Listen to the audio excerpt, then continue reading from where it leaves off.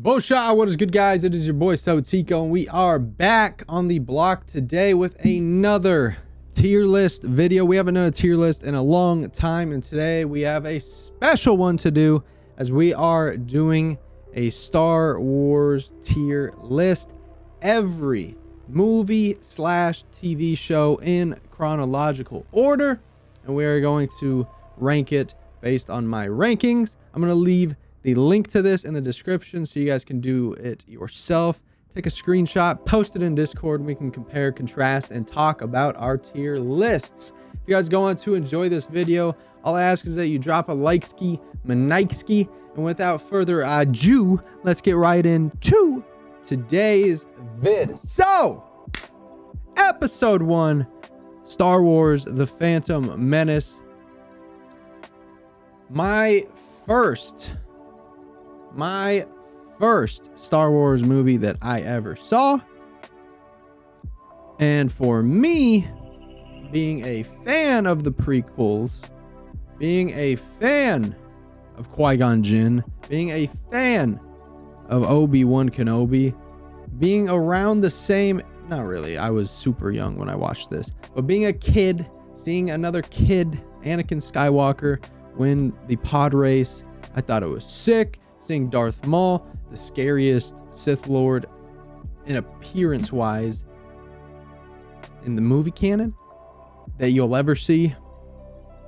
I have to say, for me personally, that The Phantom Menace is A tier. I have to say it's A tier. It's beautiful. I think it's lovely. I love the acting. I love the details. I love how chronological it adds up, and I love that it really takes place over the course of maybe a week, maybe a weekend. I just love it. I think it's beautiful. Next up, we've got Tales of the Jedi, which, Christ almighty, S tier. S tier. I loved it. I thought it was gorgeous. I thought it was beautiful, and I can't wait for season 2. If we're gonna get Tales of the Jedi, I would love stories of the Sith. I'd do anything to get more and more and more content, and seeing as it's animated, you really never run out of stuff to do with it, and there's just so many characters. For season 2, we'll talk about it in another video, but I would like to see some stuff that incorporates Jedi that we haven't really spoken a lot about. I think starting off with Dooku and Ahsoka was a tremendous pick because they are in fact intertwined. If you move up the ladder, Ahsoka's master was Anakin, Anakin's master was Obi-Wan, Obi-Wan's master was Qui-Gon, Qui-Gon's master was Dooku. So really, it's a tree of the Jedi lineage that takes place within the first season of Tales of the Jedi. Season 2, it would be cool to see another sort of tree like that. Maybe you could start with Qui-Gon and Obi-Wan. Maybe you go to Obi-Wan and Anakin. Maybe you go to Plo Koon and Ki-Adi-Mundi. It's endless possibilities. Maybe you could do Yoda and his master. Maybe you could do generations and generations and generations ago. It's really an endless possibility, and I think the idea of Tales of the Jedi alone is S tier. And not even talking about the quality of the episodes, how they hammered it home, how they filled in not just gaps, but they told more of the story. They filled you in on more of the context. You saw that Dooku was around during episode 1. They explained why Dooku wasn't at the funeral. And no more spoilers or anything, but I am looking at each of these in a vacuum compared to where they were at in the story. So it's going to be a bit different than looking at it in the grand scheme of the entirety of the canon. So episode 2, Attack of the Clones, the first movie I ever saw in a movie theater. I went with my father, with my two brothers. We got tickets from a box of Lucky Charms. Pretty cool. And it was the coolest experience of my life. You start out with this super powerful yet super awkward teenage kid, Anakin Skywalker, who is clearly going through it. And anyone who's ever been a 19-year-old kid understands how Anakin was acting. And I felt like the acting by Hayden Christensen was amazing. I think his portrayal of Anakin is breathtaking. I think what he did, how he did it, how his cadence, how his delivery were. Honestly, it was just some of the greatest acting for such a huge character, right? Let alone, you fill in the gaps of what happens from episode 1 up until episode 2. You see just the transformation of Obi-Wan Kenobi into this great Jedi Master. And at this point in the story, you start to see the little bits of unraveling with Anakin Skywalker. And the way that George told the story, the way that he organized the story, I think was magnificent, and I think it was beautiful. And I think he did such a good job with episode 2, because he truly made episode 2 a love story, which it is a love story. It's the love story between Anakin Skywalker and Padme Amidala, as it should be, because those two were in love from day one, A1. And through it all, they finally got together, they finally got married, and you see just so much character growth in Anakin between the stages where he's just meeting Padme again to being with Padme, and then once they've been a thing for a little bit, you see just the change in his character, almost like it's night and day. So episode 2, you have the Geonosian arena, you have the Separatist meeting, you have the Death Star being planned. I think it's a great movie, and I think it's A tier. Star Wars: The Clone Wars, S tier for me. I think it's phenomenal. There are filler episodes, there are episodes that are out of order, but at the end of the day, it's the Clone Wars. I mean, if you really boil it down, ever since 1976, people have been wanting to know about the Clone Wars, and we get 7 seasons of it to talk about it, to tell the story, to see Anakin Skywalker, to see Obi-Wan Kenobi, to see Count Dooku, to see the Separatists, to see the Republic. And within that time, they do such a tremendous job of storytelling, of arcs.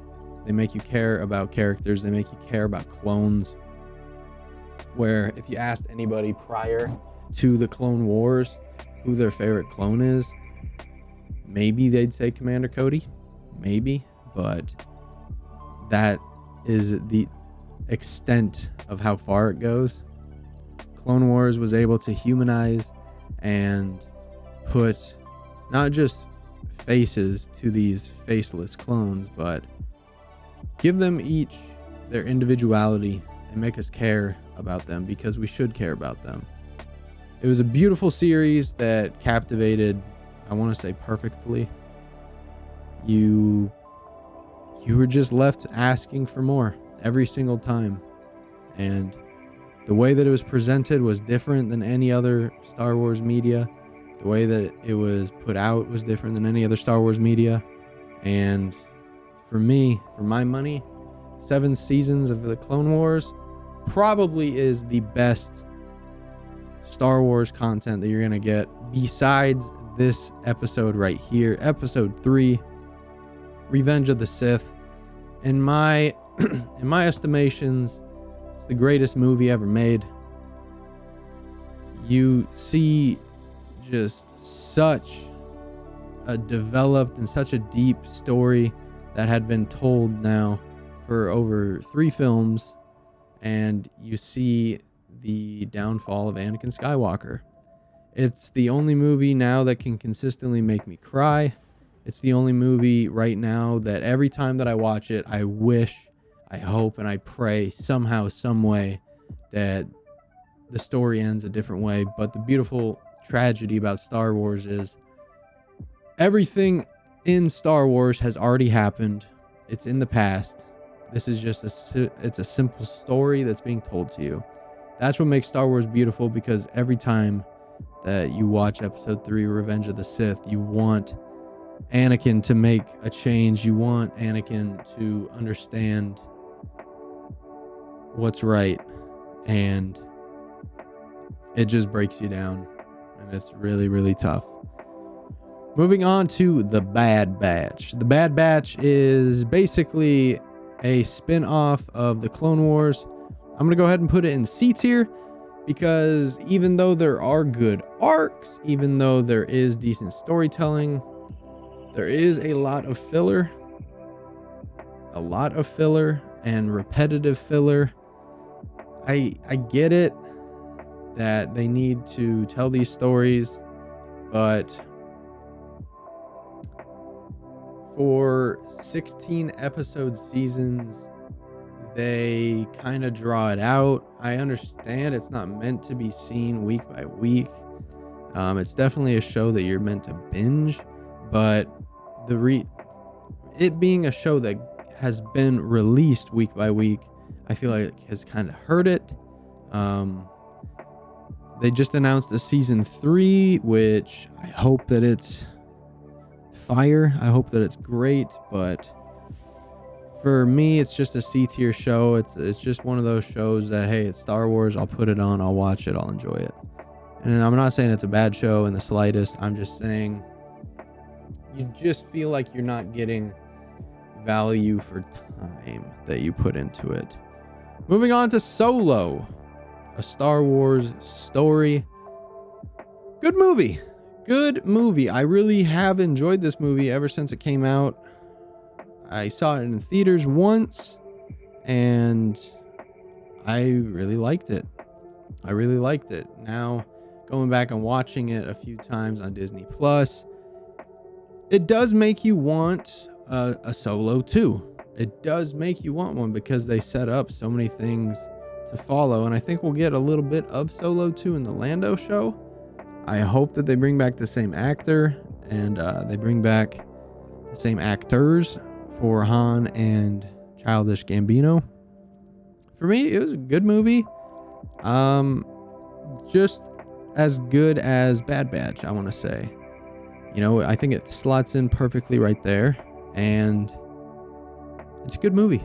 It tells a good story. It's a good prequel to Han Solo's life. It just really depends on how big of a Star Wars fan that you are, how highly you rate it. I've seen people say it's the worst movie. I've seen people say it's one of the better movies.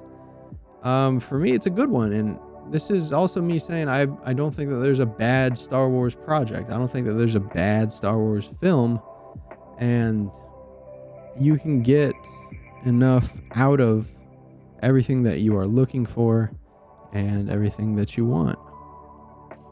So we're going to talk about the story of Star Wars Jedi Fallen Order. I felt like it was a decent story. It was pretty good. I'm going to put it B tier. Simply because the way that Cal faces up against the Empire that quickly, you would just like a little bit more context. I wasn't a fan of the Seer Jimda character in the slightest. Kind of wish that she was killed off.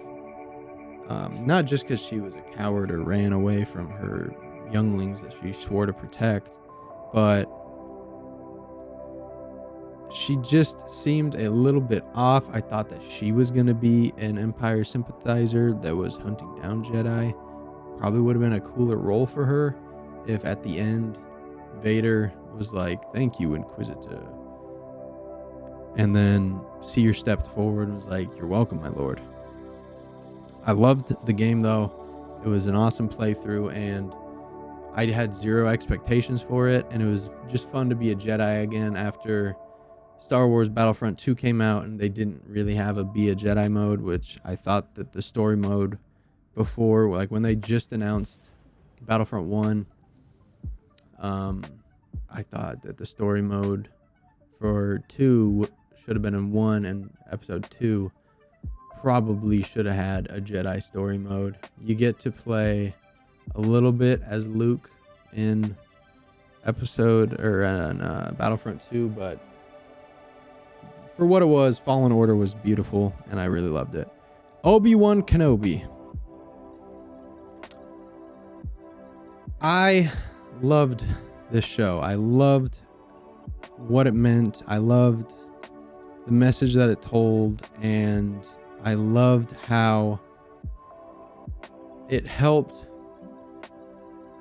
mend the wounds that Obi-Wan Kenobi was left with. And for what it was, I think it was easily the best Star Wars show that we've had up to this point, live action, and I'm going to put it S tier.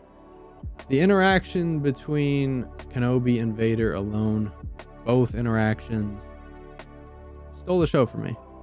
They stole the show for me. And the storytelling with how Vader had been getting cocky, how Vader had been getting reckless, and then you see those flashbacks that show how cocky and reckless and arrogant Anakin was. It really helped you see the Anakin in Vader. And then, of course, you get to the demasking scene. And again, that's where I cried. Again. Of course, it's Anakin, so it's my favorite character. And it was going to always make me cry, I feel like. But seeing Anakin Skywalker talk to Obi-Wan Kenobi one final time was breathtaking, and it took my breath away. Star Wars Rebels. I'm going to say is S tier as well. Rebels is a gorgeous, beautiful show with one of the saddest endings I've ever seen, and a truly, truly warm family style show with, I want to say, the best dynamic and the most realistic master and Padawan to the modern day than that you'll ever see. Seeing Kanan, seeing Ezra, how they communicate with each other. I loved seeing Kanan and Hera's relationship as a human and an alien, which in Star Wars is looked at as taboo, seeing as how typically aliens are only prostitutes or, dancers for humans. But this is actually a love relationship, and it was gorgeous. It was gorgeous. Grand Admiral Thrawn's inclusion, bringing him to canon after he was in Timothy Zahn's Heir to the Empire Thrawn trilogy, was awesome as a Star Wars fan. Someone who actively enjoys the Star Wars and enjoys seeing the characters that you are actively invested in come to life and come to prominence is just beautiful, and I really enjoyed it. Star Wars Andor, I felt was B tier. Very good show. I loved how they set up the rebellion's attitude towards the Empire. I loved the way that they crafted the rebellion and how they kind of showed you how bare bones it was, like how they were getting their funding, who was really pulling the strings from behind, and why they were pulling the strings. And for my money, I would probably say it is one of the best shows that we've gotten. And I would say it's better than this latest season of The Mandalorian. Star Wars Rogue One. This movie, at the time, I really did not like it. And as of now, I still don't really like it. For me, it didn't make a whole lot of sense, but now that we have the context of Andor, seeing as how it fits chronologically, I'm going to put it just after Andor.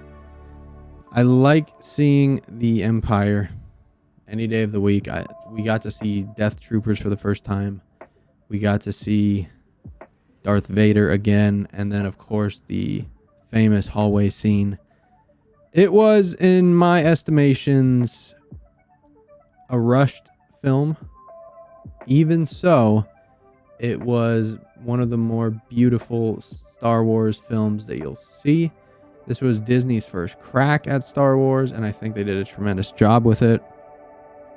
And it set up the Andor show, which, when the Andor was announced, no one really was excited for it. Andor comes out, and it's beautiful. So for me, Rogue One is a B tier. Now we've got Star Wars: A New Hope. Such a good movie, so groundbreaking, so ahead of its time for where we're at in the story. It's got to be A tier. It's got to be A tier. You meet Luke Skywalker for the third time now. You meet him for the third time. You now have the context from Rebels that Luke is the chosen one. And with Obi-Wan Kenobi, the thing that moved me the most about the Obi-Wan Kenobi show is actually A New Hope. Because in A New Hope, you finally get to see Luke. You get to see Ben interacting with Luke. And when it all comes down to it, you see Obi-Wan Kenobi sacrificing himself for Anakin's kids. Obi-Wan Kenobi dies to protect Anakin's kids. He gives himself up for his best friend's children so they can escape, so they can be safe. And for me, that alone bounces it up, because before Obi-Wan Kenobi, I would have said it was B tier. After Obi-Wan Kenobi, I've moved it up. And then you've got The Empire Strikes Back. Again, just such a great movie, filmed in Iceland. Shout out to Kathleen, my lovely girlfriend. We're going to go to Iceland together. And I hope to see where Hoth was actually taking place. I'm very excited for that. Empire Strikes Back, maybe, I want to say, the most popular movie of all time. And for a lot of people's money, one of the best Star Wars films of all time. I think it's a tremendous film.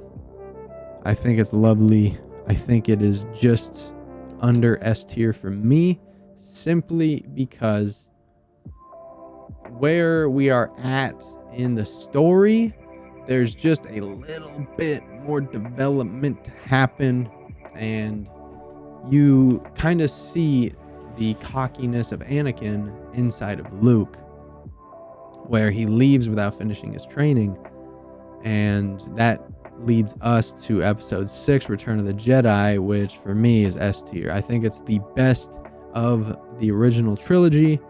I think it's the perfect send-off movie for two iconic characters. One is a permanent send-off, the other is a temporary send-off. And for me, I didn't have the best relationship with my father, and no matter what he did or what happened with him, I always saw good in him. So for me, I always saw myself a little bit as Luke Skywalker, and I understood it a little bit more. So seeing Anakin see his ways, return to the light, for me, makes the 6-movie arc of Anakin Skywalker going from light to dark and then light again is, for me, I think the best Star Wars arc, best movie arc that you're ever gonna get. And of course, look at every movie on here, and all of this is the story of Anakin Skywalker. Every movie, every TV show, every game on the screen right now is made to help further the story of Anakin Skywalker.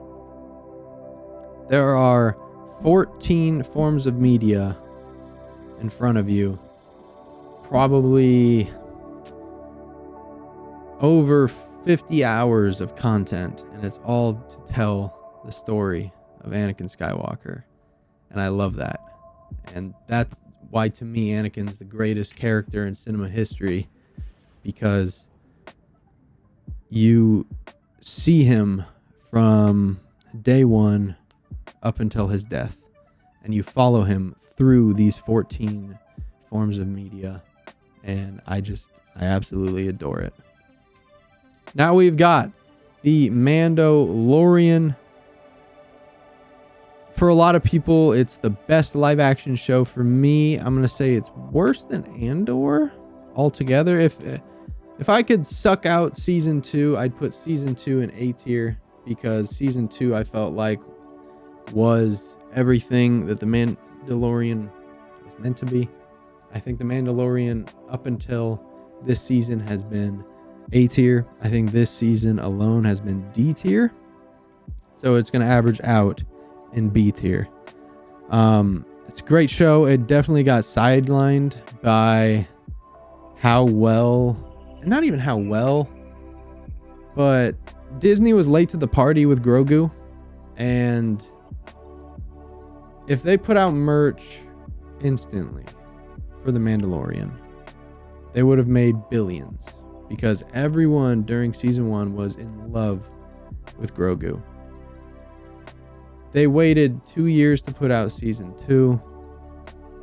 That's when merch and stuff started to actually come out. Because I think it took about 9 to 12 months for merch to start hitting the shelves for Grogu. And in season 2, you see Din take him to his people. And then the entirety of Book of Boba Fett kind of gets rewritten, because they have to put Grogu back with Mando. And I think that's because the corporate offices, Kathleen Kennedy told Jon Favreau, we need Grogu back, even though it just wasn't his place. It wasn't Grogu's place to be. For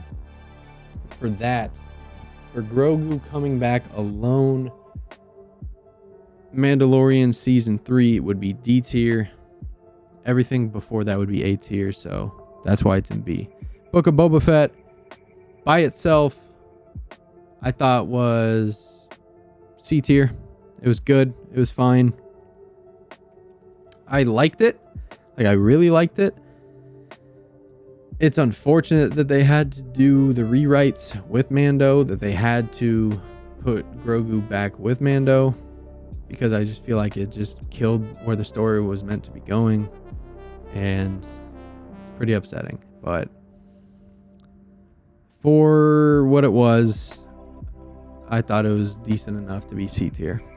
Now we have got Star Wars The Force Awakens. For me, such a good movie, such a beautiful movie, Disney's first Star Wars episode movie, and I feel like they killed it. They did such a great job. The creation of Rey, the creation of Ben, and there's ways that they could have gone about things differently that would have made this an easy S tier movie, but there was just a couple of things that they didn't do according to how I would have done things, or maybe how other people would have done things, or how George would have done things. But for what it is, up to that point in the timeline, it's an A tier movie, and I feel like you can't hate on it too much simply because of what happens. It's a beautiful movie, and I'm going to talk about each of the trilogies in depth in separate videos, so I won't go too far into it, but I just think it's one of the better Star Wars episode movies, bar none. The Resistance, I'm going to put an F tier just because I haven't watched it. That's the only reason why. I've never seen it. When my niece is older, I'll probably watch it with her. Up until then, it will be in F tier because I didn't watch it. Star Wars The Last Jedi. For me, it would probably be in B tier. probably in B tier. It's better than Rogue One for me. It's better than the last season of Mando for me. And it's better than Andor for me. It's probably better than Fallen Order as well. Like, it's a good movie for what it is. The only issue with it is how they didn't do a good job of explaining things. They did a terrible job explaining context, terrible job at telling the story, and I think that goes down to Rian Johnson, to where you kind of have to interpret things on your own, and essentially the more popular interpretations he didn't even think of, right? And we'll talk about that when we talk about the movie in depth. But for me, for how I interpret it, for what it is, I think it's a B tier movie. That moves us to episode 9, The Rise of Skywalker.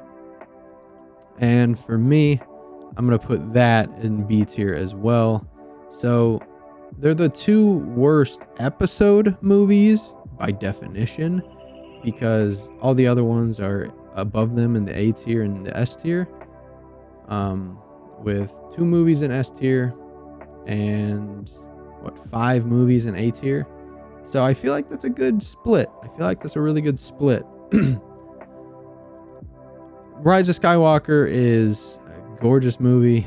It kind of righted the wrongs of The Last Jedi, and it helped us learn more and more and more about this character who we call Rey Skywalker and Ben Solo. We got to see Ben again, which for me is awesome. Not only because I'm writing a book about Ben, but it was cool to see, as a Star Wars fan, see kind of like the Anakin arc, but just reversed, to where you start out with all this darkness and you heal from it, rather than you start out with all this lightness and you just want to help people and you get harmed because of it. Star Wars Visions, I'm going to put in D tier. There's a couple episodes in there that I like. The rest are absolutely not worth your time. So that is going to be my Star Wars tier list. Let me know what you guys think of it.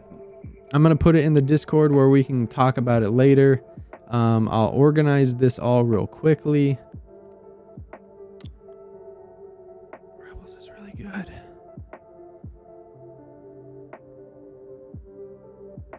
Rebels is really good. Obi-Wan Kenobi is really good. I'll put it like that. And I'll put this here.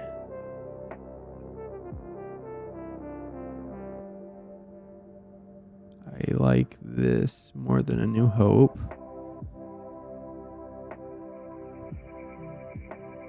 Probably put that there. Put this here. I like Solo more than Bad Batch. Boba Fett more than Bad Batch, I'd say. Yeah, so that is organized my #1 best movie, Star Wars Revenge of the Sith. Let me know what yours is in the comment section below. Let me know if you guys liked the video, and if you did, drop a like. It's nice to see that sub button from Jane Rain. And I hope you guys enjoyed. Peace, love, and life. May the Force be with you.